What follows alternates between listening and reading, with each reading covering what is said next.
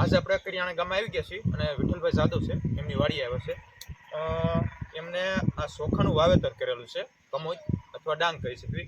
અને વિઠ્ઠલભાઈને પૂછી જોઈશું કે ભાઈ આ તમે ચોખા વાવ્યા એનો અનુભવ અને તમને આ વાવવાની પ્રેરણા ક્યાંથી મળે, તો વિઠ્ઠલભાઈને પૂછ્યું, વિઠ્ઠલભાઈ આ ચોખા તમે વાવ્યા અને આ રોપ વાવ્યો હતો કે બી વાવ્યા હતા?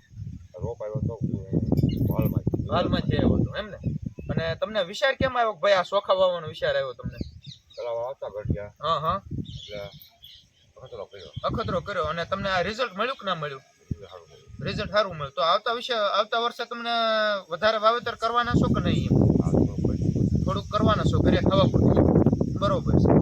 તો જોયું ને વાલા મિત્રો, આવા જ પ્રગતિશીલ અને વૈજ્ઞાનિક ખેડૂત કહી શકીએ એવા વિઠ્ઠલભાઈ જાદવ છે। તેઓએ આ ચોખા વાવી અને સાબિત કરી બતાવ્યું છે કે કોઈ વસ્તુ અસંભવ અથવા અશક્ય નથી વસ્તુ। જય જવાન।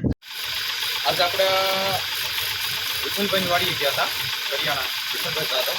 તેઓએ આપણને આ ભેટ તરીકે ચોખાની લૂંગો આપી છે અને આપણે આ વર્ષે 4 સાલ કરેલા હતા, જેનું રિઝલ્ટ પણ સારું મળ્યું અને બેનિફિટ પણ એક નિશ્ચિત એ રીતે સકલા ખાઈ ગયા હતા, જેથી કરીને બિયારણું લઈ ન શક્યો। અને આંબો, કોદરી, રાગી એ પણ મિલેટ ધાનની અંદર વાવેતર કરેલું હતું, એ બધું સકલા ખાઈ ગયા છે। એક આંબો અને એક રાગી જ રહ્યા હતા અમુક ગુંડા, એ બિયારણ માટે આપણે લઈ લીધા છે।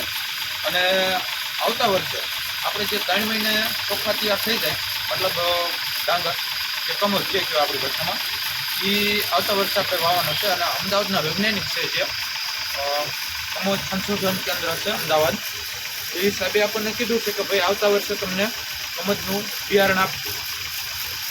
તો આવતા વર્ષે આપણે ચોમાસાની અંદર ચોખાનું વાવેતર કરવું છે। જો કોઈ ખેડૂત ભાઈઓને જોઈ પ્રયોગ કરવા અથવા વાવેતર માટે તો આપણો કોન્ટેક્ટ કરજો, આપણા કોન્ટેક્ટ નંબર ડિસ્ક્રિપ્શનમાં આપી દઈશું, બરાબર। બીજું કે હલકા ધાન્યના બિયારણો પણ આપણી પાસે છે, સાંબો, કોદરી, રાગી, કિનોવા, આ બધા જ બિયારણો છે। અને જે ચોમાસું બિયારણ છે એ પણ આપણે કલેક્ટ કરી લીધું છે, અને શિયાળુ જે પાક થાય એ પણ હવે ધીમે ધીમે કલેક્ટ કરવાનું ચાલુ છે।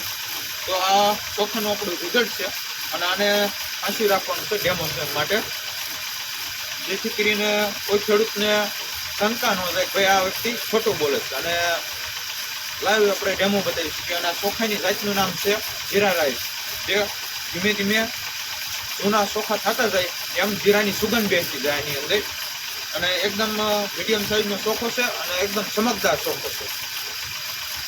બીજું કે હવે આવતા વર્ષે દેશી પ્રજાતિના ચોખા આવે છે, એકદમ આ સંશોધિત જાત છે।